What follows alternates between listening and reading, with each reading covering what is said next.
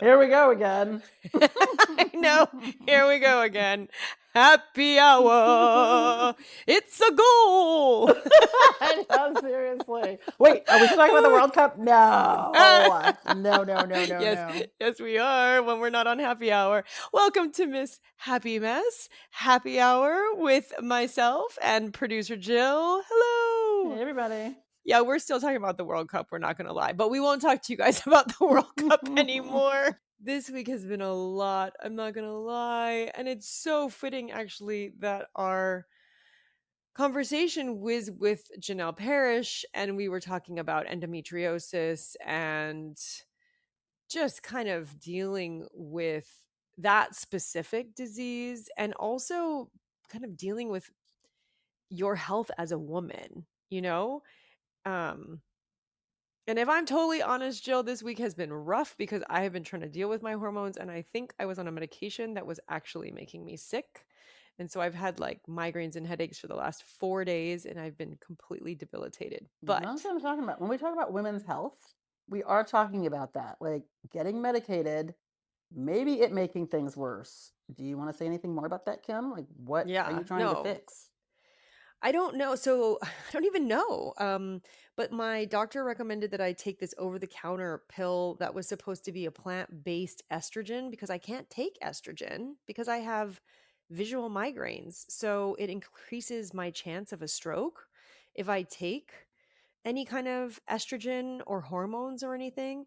So I'm absolutely not supposed to take it. And so she recommended this over the counter thing, which was plant based, but it's supposed to kind of increase your estrogen. And I guess after 8 days of it, I guess it actually worked because the, I guess the blood vessels in my brain to my brain were contracting so much that I've had 2 migraines and a dull, low headache for days. But wait, you said And you guess it actually worked. Is that what you meant to say? No, I mean, I guess like the estrogen was probably actually increasing in my body, but it was not working in the way I wanted it to. It was Mm, just constricting my blood vessels. Do you know yeah, what I mean? yeah.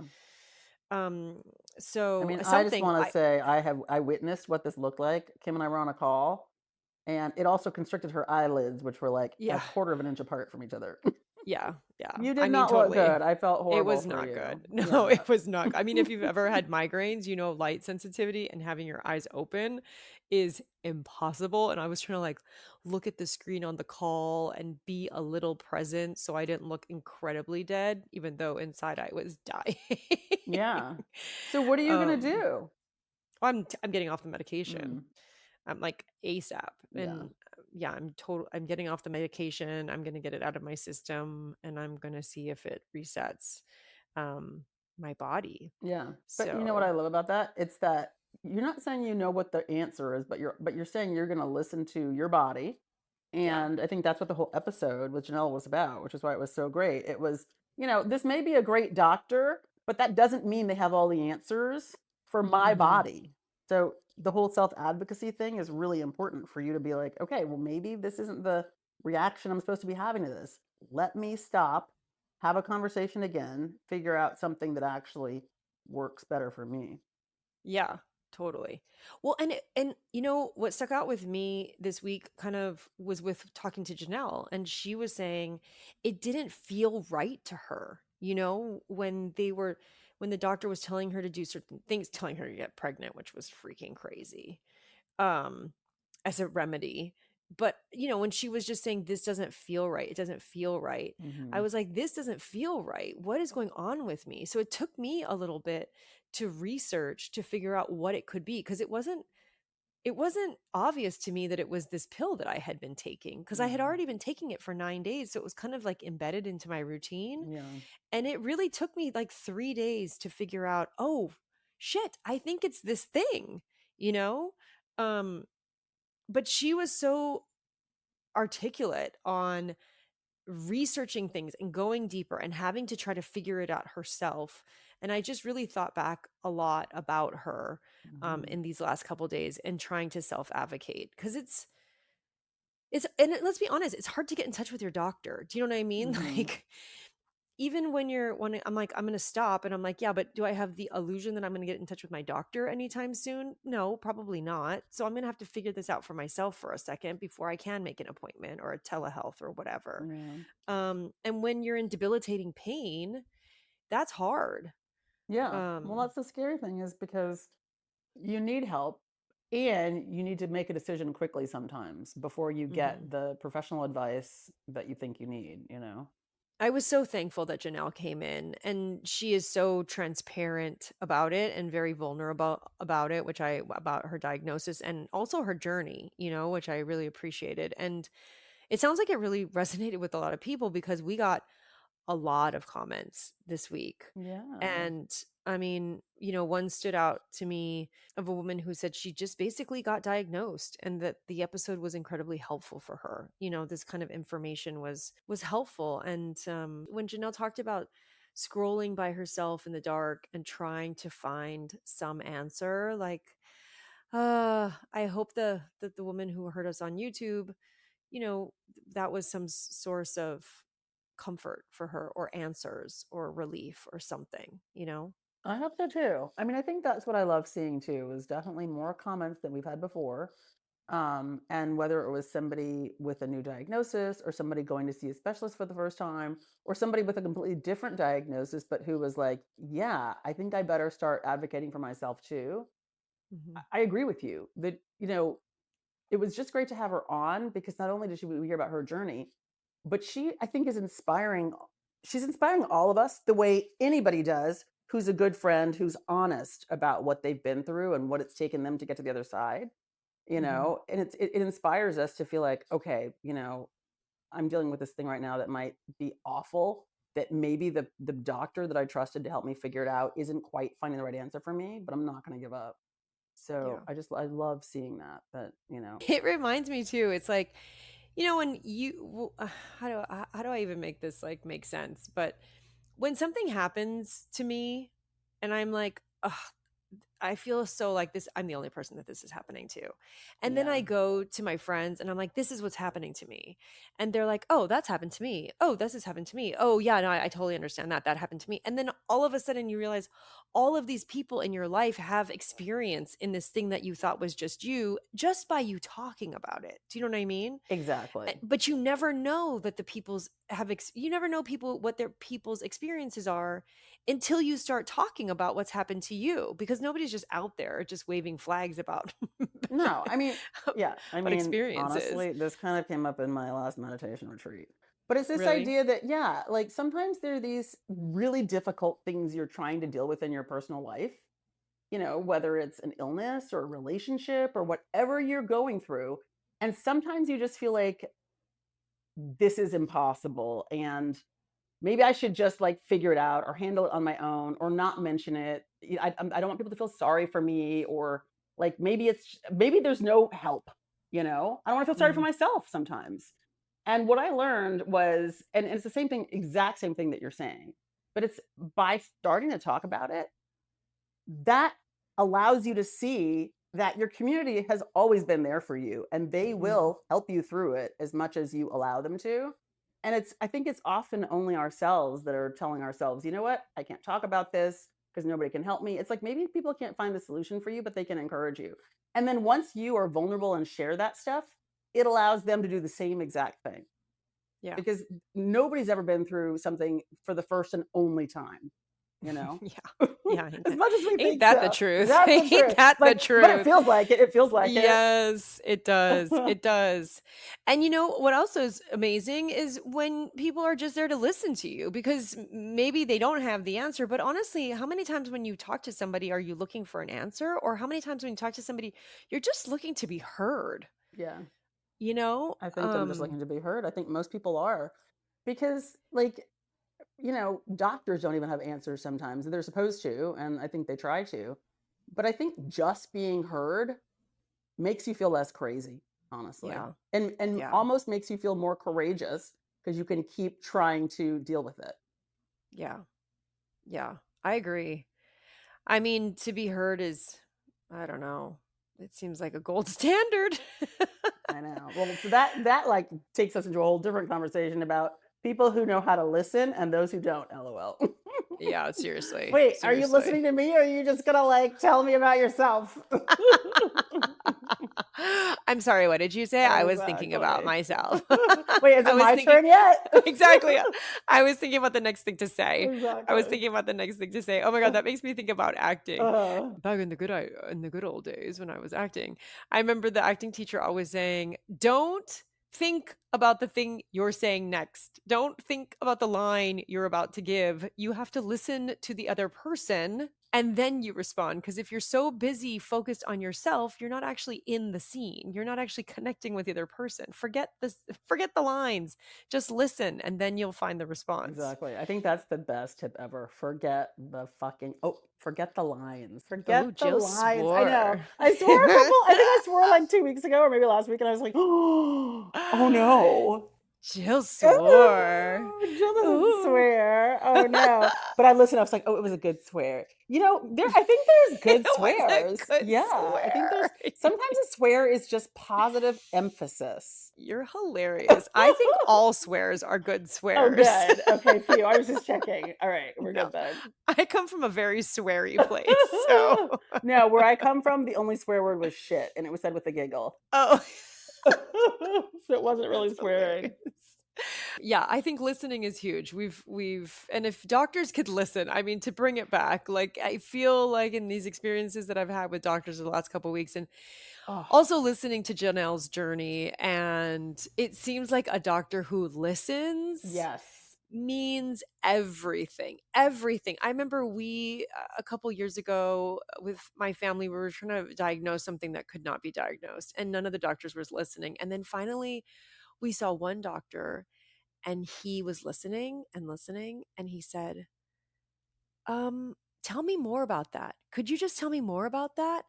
And I swear to God, my knees went weak. I was Mm, like, mm, "What? mm, You want mm, me to tell me mm. more?" Yeah.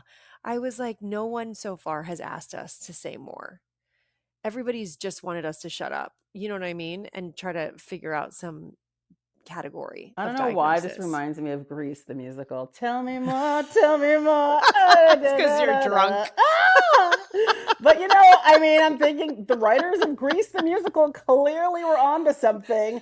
Tell me more Yeah. is Yeah. hot. It is just hot. Okay. It is hot. It's hot. But you're right, because no, the truth is what you said about just having a doctor who listens. I love the word curiosity because I do often feel like so many doctors in the modern world, because they work for these big companies and they only can give you X number of minutes or hours or how much time that you're supposed to give, they don't feel like they're curious about all of your symptoms anymore.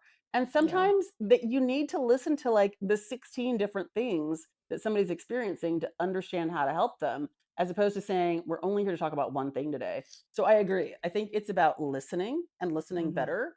And I think it's Mhm. about curiosity too, you know? Mhm. And I when love the that. doctors aren't showing it for us, we can still continue to show it for ourselves and say, no, actually, all of these things are part of my symptoms. It's not just one thing. Yeah. And also just like kind of what you said about the one thing you can go in and talk about one Oh, thing, which yeah. is absolute bullshit because now, I think I've mentioned that like my insurance has changed and I'm on Medi-Cal, full disclosure. So I'm going to this clinic that's right next to a strip club because, that's where I'm at. But when you go in, the intake nurse is like, "You can talk about one thing." And I'm like, One thing? Like, that's it?" And they're like, "Yes, one thing." And I'm like, "But what if the thing has many symptoms to it?" Do you know what I mean? It's like so Yeah. freaking frustrating. Like, I think that S you should talk about one thing that takes 9 hours to describe. Yeah. They will regret that one thing idea.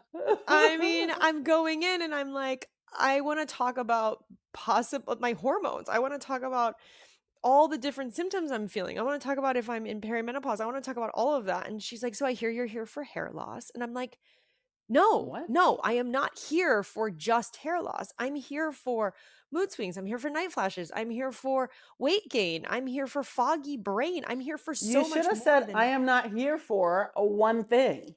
That's what I told her. I said, Uh-huh. and she goes, "Well, I can only write one thing." And I was like, "Then write perimenopause. That is one thing Yeah, with multiple reasons. with multiple things. Yeah, exactly. And she's like, "Oh, okay." It's like one thing my ass. I know. I wish I could say something funny about one thing, but it's just not funny. I'd be like, pass me the pen. I can write 5 things. Right.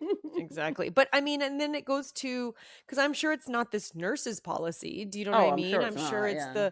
the institution's policy and just the way that we're, and this is a larger conversation, but just the way that the country's set up, that the healthcare is set up in the country, and it's just it's just a shit show, you It's just know? one thing after another. I know. Yeah. Yeah, I've definitely had that experience though, where they're like, what's the one thing you want to focus on today? And I'm like, Yeah. why all 17 of these things are bothering me? That's the one thing.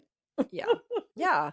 And I mean, if we're dead honest, Yeah. healthcare in the country is not the same for everyone. Mm-mm. It depends where you're getting your care. It depends, do you have a personal doctor who you can call in their on their cell, or are you going to a large institution and they have structural rules that they have 15 minutes to see you? Yeah. Like, care is just not the same for No, everybody, it's not. And are you allowed to say, I want to see a specialist about this one thing? Or right? are you told you have to ask your primary care physician and they may or may not give you permission to see a specialist about that topic? Yeah. You know, that's frustrating Yeah. too. And are you denied multiple times because that's just the policy? So you have to keep trying over and over again to get seen? Yeah. Or, as I've heard some people talk about, like, have you been telling your doctor you're worried about something for 2 years only to realize that it's actually a problem, but they ignored you that whole time? And Hmm. then 2 years later, it's real. Yeah. Yeah, that's devastating. Yeah. That's messed up. Or yeah, telling a doctor, there's something not right with an injury, Hmm. the doctor denying it, and then like 6 months later being like, "Oh yeah, now you need surgery," because they weren't even looking at it earlier. Like, these things just go on and on and on, you know? Yeah. Ugh. This doesn't feel like happy hour. I This know. feels like Yeah. tense So we can't hour. fix the medical system, but at Yeah. least we're curious about it. We're curious. W It's very We're so curious how it operates and doesn't operate it's sometimes. very curious. It's Mhm. very curious. Yeah. But I do appreciate all the comments Me and too.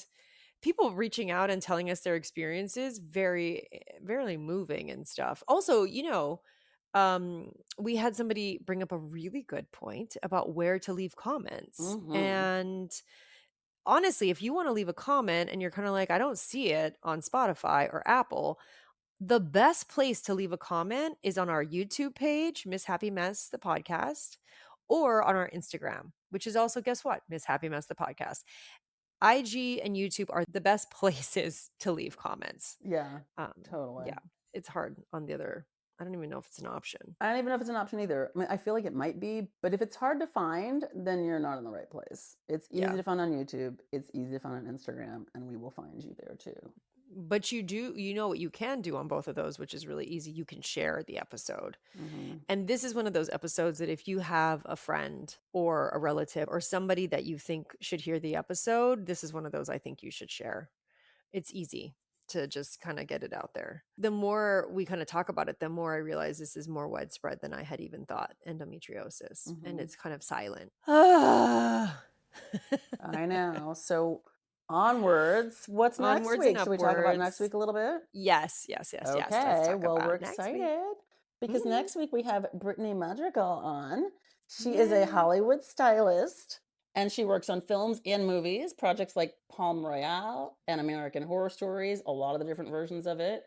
And she's one of Kim's neighbors and best friends, which is exciting because we will always bring you the wisest besties that we know. Yes. But Kim, talk to us a little bit. Like, why did you want to do an episode about hair? So first of all, I mean, as I've been talking about, like I feel like I'm losing my hair, but also I just feel like hair is such a thing. Like, for all of us, it's part of our identity, but it's also this intimate thing. And honestly, I've been having sort of hair tantrums the last couple of weeks. My hair has not been behaving in a way that I like. The texture has been weird. I've been feeling honestly really ugly. And I just wanted to talk about hair and how other people are perceiving hair. And Brittany honestly is with people all day long doing their hair. And she deals with all kinds of different hair on all Mhm. kinds of different people. And it was in my zeitgeist. It's something that I've been dealing with and I just wanted to talk about. And I don't know if anybody else is dealing with hair. I just feel like it's up in my face all the time. Every time I wake up, I'm looking at it going, "Oh my god." And I just wanted to talk about its place, in our lives. And as we change, as it changes, how do we change in relation to each other? Yeah. I mean, I Me think me and my hair is hair. like a big part of people's identity, Yeah. and for different reasons. But I loved when you brought this topic up and we started to talk about it because my whole life I felt like, oh, my hair has to be a certain way for me to feel like I can go out to the world and just be myself, quote unquote. Mm. But then at a certain point, like when I was pregnant, my hair was a lot thicker and longer and I was so excited. And then my hair started thinning. And then, like, when you brought it up a couple weeks ago, I was like, am I going bald? Wait, what's happening? And I was like, this was not in the plan. I mean, honestly, it sucks having your hair just change. It's not It about if does. you're bald or if you have long hair or short hair. It's literally No. just about the fact that it is changing all the time. And we're Yeah. already dealing with a changing world. Can one thing just stay the same? And can it be my hair? Seriously.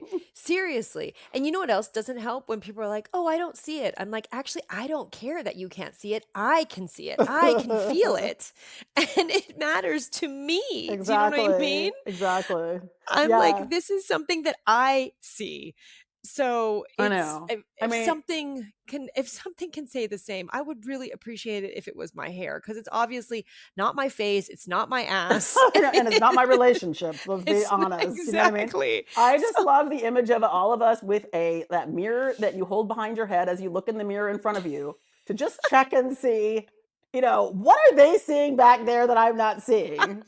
Like, what is it about the stuff on top of our head yes. that we're so obsessed about?